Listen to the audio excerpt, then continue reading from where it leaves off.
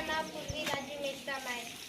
मी तुम्हाला गोष्ट सांगणार आहे. माझ्या गोष्टीचे नाव आहे घमंडी आंबा.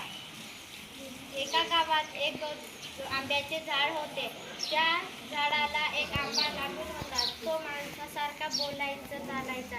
त्याला एक दिवस वाटले की आता झाडावर राहून त्रास आला आहे, तर मी गावामध्ये फिरायला जातो.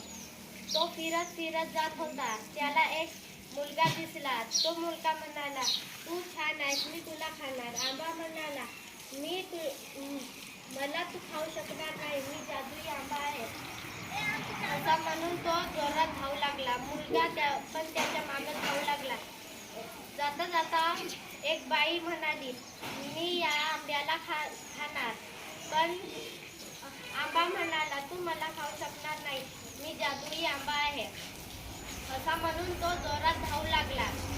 अजून पुन्हा एक शिकारी मिळाला. तो पण म्हणाला, मी तुला खाणार. पण आंबा म्हणाला, मी जादुई आंबा आहे, तू मला खाऊ शकणार नाही. असे म्हणून तो जोरात धावू लागला. धावू धावू त्याला त्रास आला. तो एका झाडाकाशी गवत दिसला. त्या झाडाकाशी तो झोपून राहिला. 2-3 दिवस तसाच झोपून राहिला आणि तो सडेतून मरून गेला. तो आंबा म्हणाला, मला कोणीतरी खाल्ले असते तर चांगला झाला असता. असा म्हणून तो मरून गेला. धन्यवाद.